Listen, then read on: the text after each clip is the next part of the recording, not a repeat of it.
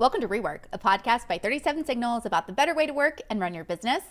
I'm your host, Kimberly Rhodes, and I'm joined, as always, by the co-founders of 37 Signals, Jason Fried and David Heinemeier Hansson. A few weeks ago on LinkedIn, Jason wrote a post about the subtle art of staying out of it. And he said he's, quote, been practicing the subtle art of staying out of it for a few years.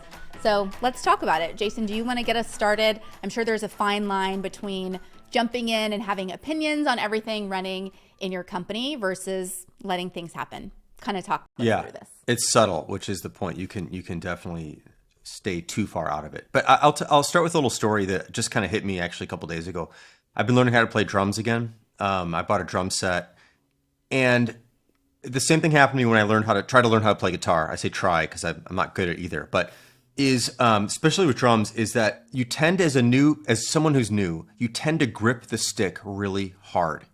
And the same thing's true when you're playing guitar. You tend to hold the neck too hard. You're too tense. You are literally gripping this thing. And when you grip it, a lot of bad things happen. Like you get fatigued quicker. You don't have as much actual control you feel like you do because you're gripping it so hard. You feel like you're fully in control, but you actually don't.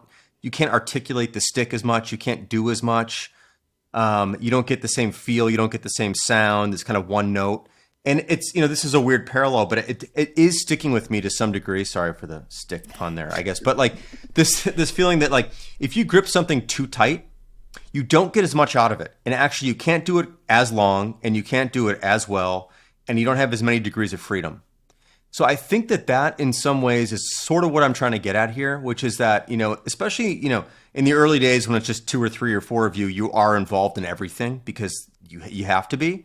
But as you grow a company, as you hire other people, as you try to grow other people, as other people grow for themselves, you've got to let up on your grip a little bit, I think, to allow other people to flourish and to have more degrees of freedom inside the organization. Otherwise, everything's going to keep always falling back to you, waiting for you to make the decision. People are going to be afraid to make their own decisions. So that's sort of the metaphor I've been thinking about lately, is just loosening up on the stick, loosening up on the grip a little bit. And that's equivalent to sort of the subtle art of staying out of it when you need to. I think it relates really well to building a more resilient organization. As Jason says, you can suck up a lot of oxygen in the room if you, as a founder or an executive, step into every conversation and want to referee it. It's not even just making the decisions. Just your presence in a conversation, in a thread, is going to change the nature of that thread. And people are going to be more likely to delegate to you and all right, well, this senior person is in the room. They're going to make the choice. And you're just not going to get the kind of decisions that someone's going to learn from nearly as well through that. Not that you can't learn from other people's decisions, you certainly can, but you probably learn more from your own decisions, particularly if you're allowed to make some mistakes. And I think this is where the subtle art comes in. What are the kinds of decisions that you are okay failing? And that's even too overstated. Okay being slightly different than what you would have preferred in some ideal world where you made all the choices. Looking at a spectrum of decisions, and inside of a company like our company that's close to 70 people, there's probably hundreds of decisions every single day that you potentially could be a part of. You could potentially referee. First of all, you'd go crazy. You'd drive everyone else crazy. It would not be sustainable in any way. So you have to pick anyway. There's 100 daily decisions. How many can you weigh in on? Maybe in a very tight grip, you're weighing in on 25. What would happen if you weighed in on 10 or 5 or 2 or none that day or that week or that month? Would the whole thing fall apart? If so, that should be telling you something. You know what? This is not a resilient organization. If I step out of it, I don't make all these decisions, the whole thing is just going to not run well. But as Jason said, I also think you can do the other thing. I've seen that too. Twitter for years was kind of the poster child of the absentee leadership organization. You had this large organization, a bunch of people being busy, showing up, well, busy or not busy, some of these TikToks, and the day in the life of a project manager at TikTok or at Twitter was Hall of Fame cringe. What the fuck are you doing? Stuff.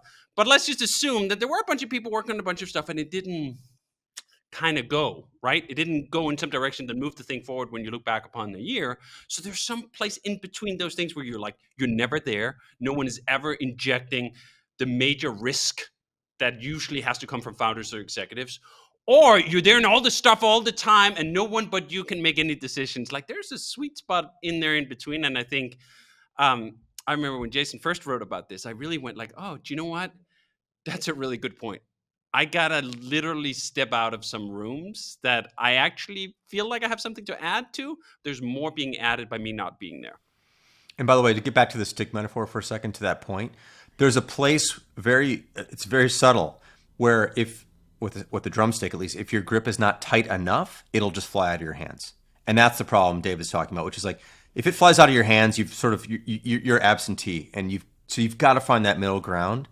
But it's counterintuitive because I think a lot of entrepreneurs especially feel like they need to have a tight grip on everything. And like, if I go out of town, everything's going to fall apart. Then you're a shitty founder. Like, if you can't leave your own organization, you've built a terrible organization. It can't just be you.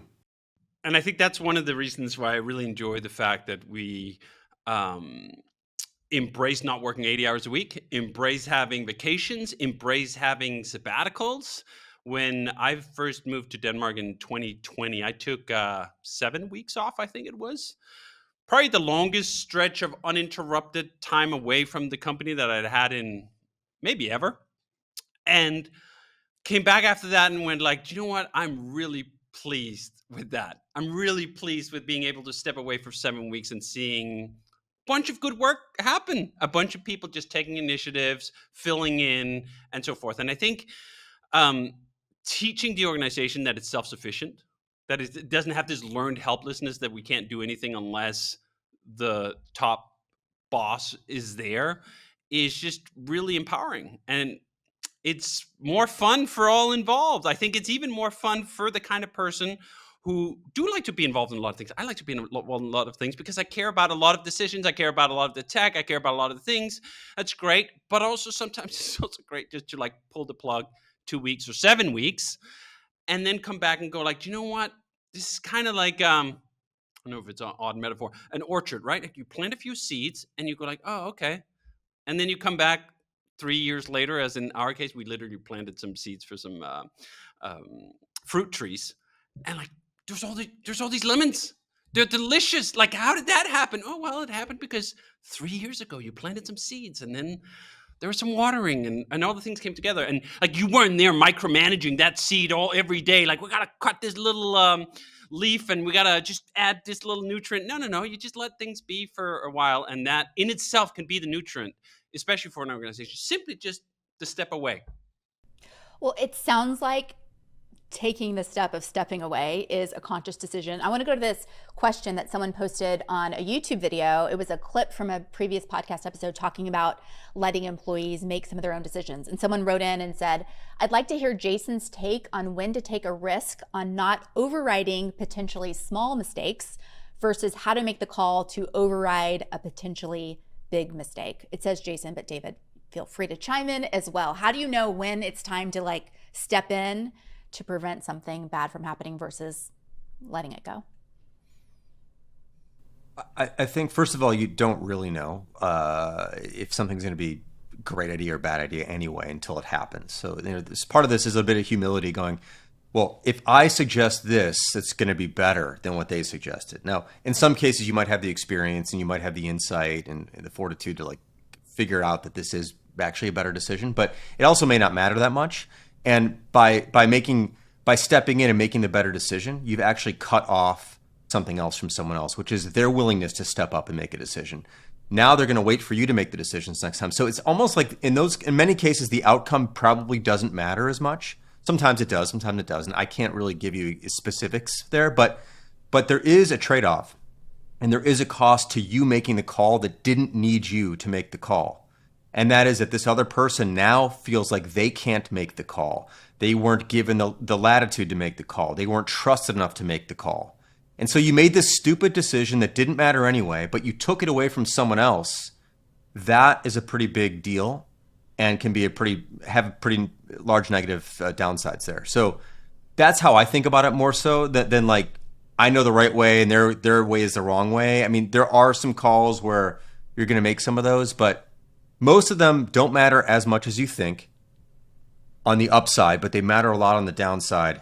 And so be careful is what I would suggest people do. It kind of sounds like it's kind of crossing over into the line of like, when are you micromanaging versus not? I think micromanagement is one way of looking at it. Another way is like, who's the guardian for quality? And that is usually the part where I feel like there is a line somewhere. It's fuzzy because, as Jason says, sometimes your perception of quality is one of those moments where it doesn't matter. And other times it kind of sort of does. And the dynamics I've found sometimes were stepping in as a founder and executive to just realign like either urgency or quality. Those are usually the two barometers where like, this is just taking too long. Like someone might be making the decisions, but we gotta speed it up. It's not running at the right clock frequency. So maybe you need to make more mistakes, but you got to make them faster. We can't spend another 6 weeks on like getting this little part of the way. If we're going to spend another 6 weeks of this, we got to get this part of the way. So setting those boundaries of like, all right, so you get to make the decision, but it's within this scope. Like you figure out how to do it, but by 6 weeks, you got to have something, and it's got to be good. I think the few times where I felt like I wanted to sit back and then didn't was this feeling of we're going to ship something that's not good enough. Like the bar here is like, for whatever reason on this particular thing has been allowed to slip to a point where people sometimes just like, I want to ship. I want to get it off. I want to do another thing next cycle. I want to do something else. Let's just get it out there. And sometimes you're literally the only one left going like, no, wait a minute. No, that's not good enough. Let's rather can it. One example I remember was we worked on this sidebar concept for Basecamp, where you had this particle come in that was kind of yours and navigation and so forth. And we had worked on it for quite a while. And then we had given it even more time. And the people who were on it were obviously eager to ship. When you already have something that feels late and then you put more into it, then you're even more eager to ship. And it had to not ship because it wasn't good enough. But that decision is a difficult one in a lot of cases for employees who haven't gotten used to making those kind of decisions to make, because it's sort of one of those sunk cost things. Well, we've already spent 8 weeks. If I say now we shouldn't ship, am I responsible for have squandered the 8 weeks? Where does that line go? Yeah. So my question, David, from a technical perspective, I would imagine, I don't know, I think about the design side, and so much of it is subjective. I'm assuming on the tech side, it is less subjective and there's either a right or a wrong. So maybe you would want to step in more, or is that not true? I don't think that's true. I think it's actually quite similar. Most technical problems can be solved in about 1,000 different ways. And a lot of the distinction between which way is better or not does have some subjective quality to it. But subjective is a really interesting term because subjective kind of implies that it's all the same, just different preferences. That's not what subjective means to me. Subjective to me means an individual's gut is making those decisions. All guts are not trained equally. Someone who has been working for 3 years will have a very modestly trained gut. Someone who's worked for 15 years will have a very distinctly trained gut. That doesn't mean the more training is always better. It just means they've seen more things, they've been in more situations, and their subjective analysis is probably worth more. Not in every situation, but in most situations by default, like that person is going to have more experience as long as that experience is kind of marinated in competence. There's plenty of people who've worked the same year 10 times, right? They've had 10 years of experience, but it's like just the same year repeated. But if you're doing your career well, let's put it like that, you're not repeating the same year. So 10 years is worth more than 1 year.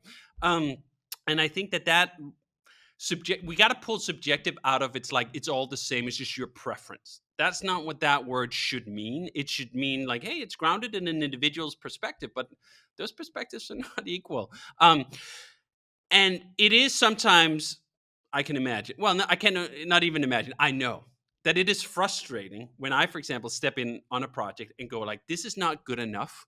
And I'm saying it's not good enough on the basis of my perspective and so on. Someone else who doesn't have that perspective will go like, why is it not good enough? This looks fine to me. And I go like, no. And one of the reasons I've been talking about lately is aesthetics. Sometimes people will come up with a solution that works.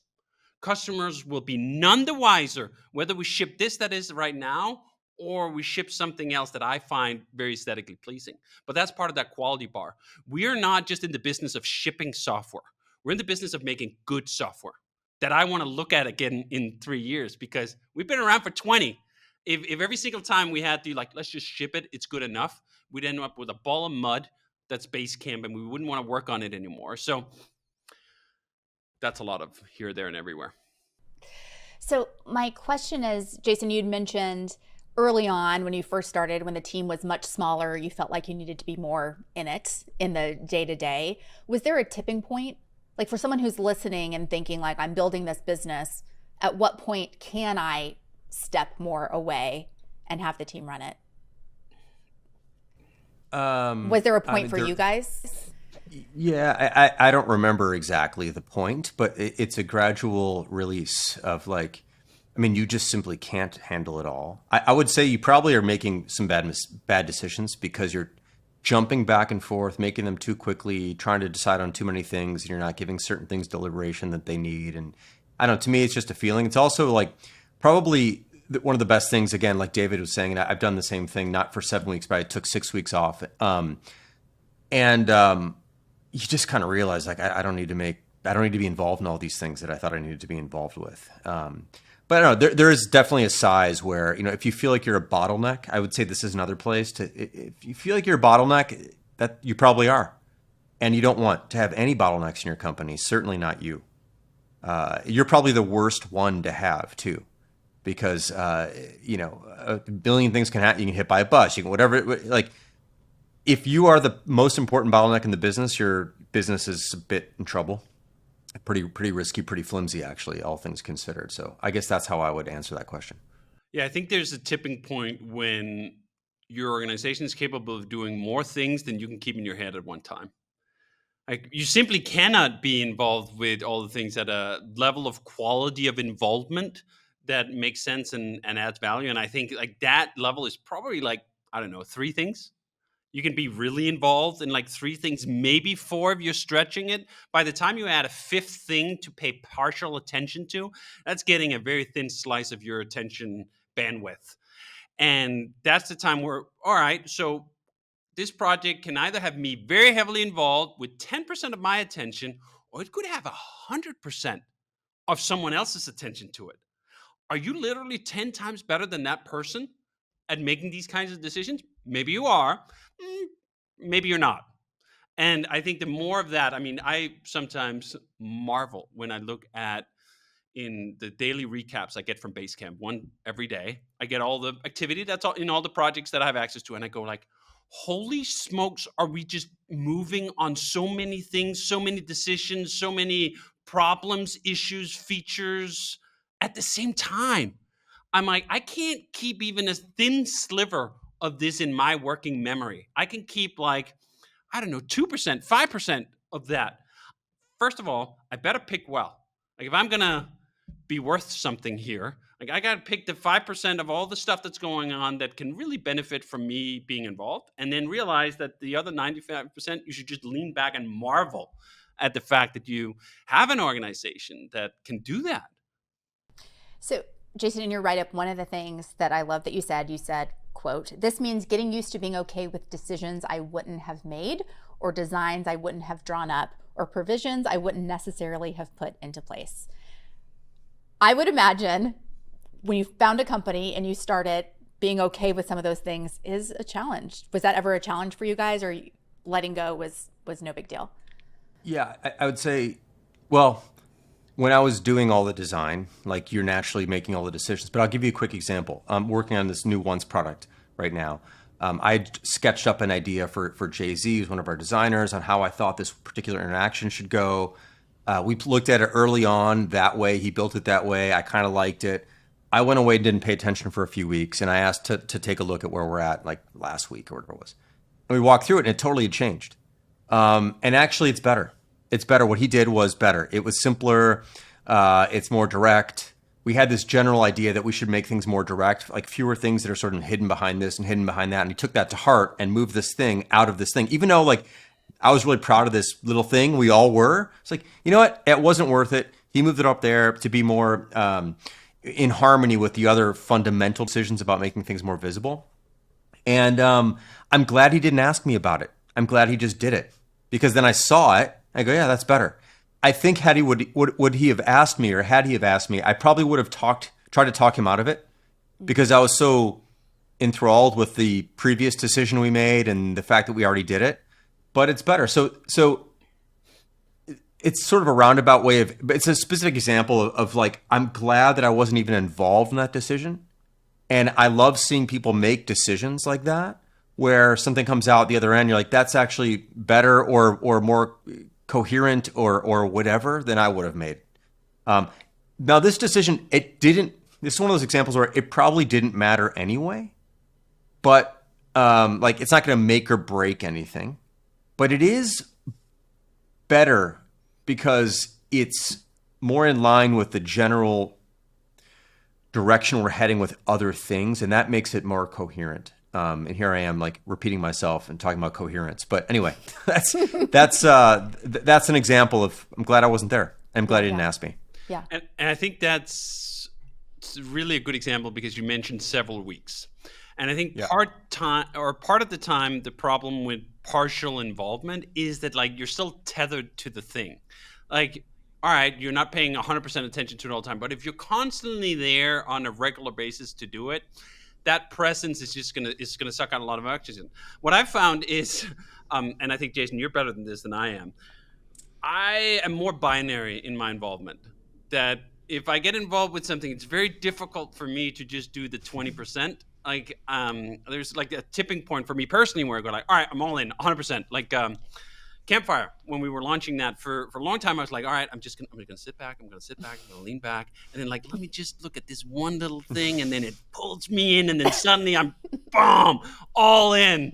And then it does end up being a little all consuming. I really enjoyed that experience, and I hope that the product benefited from it, and the people learned on something from it. But now we're working on the once product number 2, and I've really gone like, you know what? I don't want to do that one again. Like, here's a particularly one person, Kevin, who I've been working with on the one-to-one.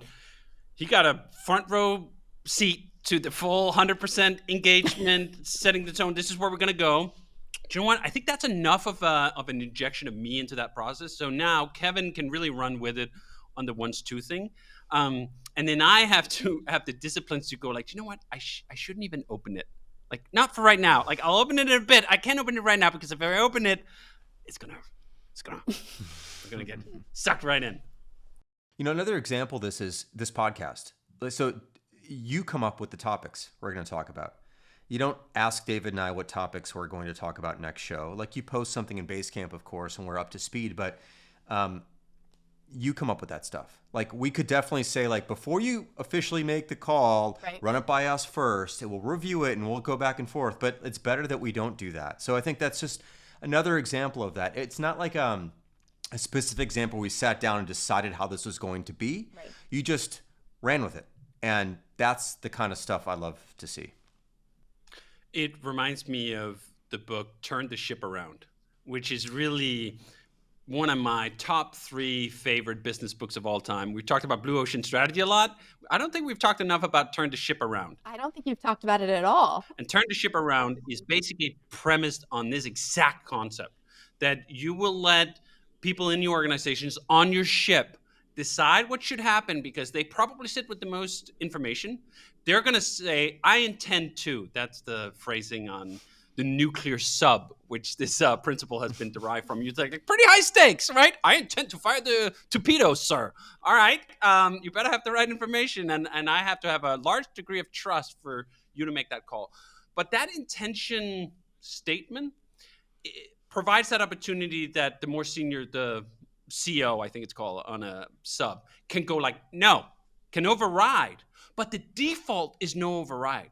The default is, you're just picking the topics. If you pick a topic that either Jason or I go like, yeah, no, I don't think that's going to be good. I don't want to talk about that.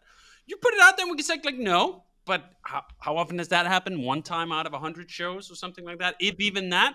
And I think as a general principle in the organization, I intend to, and then you just go. Unless someone stops you, you go. You default to trusting your own fingers, and someone else, someone senior, a colleague can step in at some point and go like, yeah, but it usually doesn't happen. And your fingers will get better. This is the more you intend to and then follow through on it, the more you learn from that, the quicker the feedback cycle was. This is what Turned the Ship Around is about. It's about taking the worst performing nuclear submarine in the entire U.S. Navy and turning it into the best submarine in the U.S. Navy by that form of management. It's a really good book.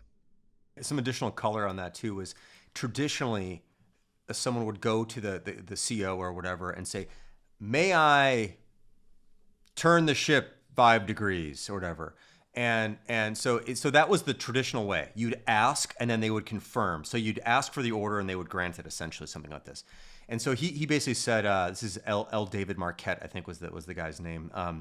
He said, I want you to come to me with intention. I intend to turn the ship 5 degrees. And what's loaded into that is like, this is going to happen.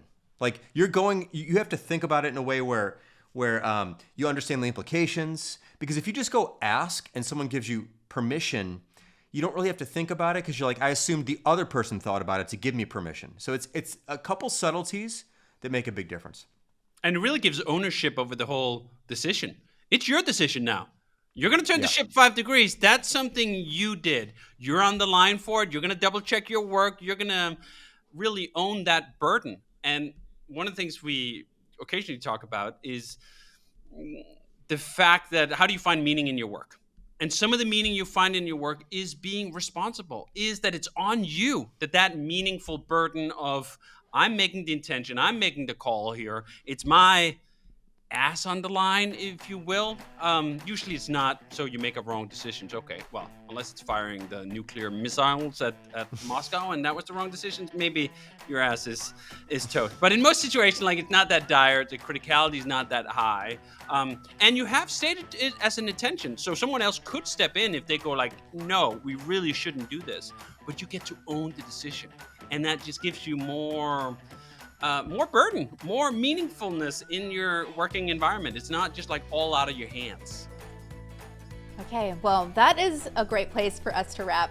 REWORK is a production of 37 Signals. You can find show notes and transcripts on our website at 37signals.com/podcast. Full video episodes are on YouTube and Twitter. If you have a question for Jason or David about a better way to work and run your business, leave us a voicemail at 708-628-7850. You can also text that number, and we just might answer your question on an upcoming show.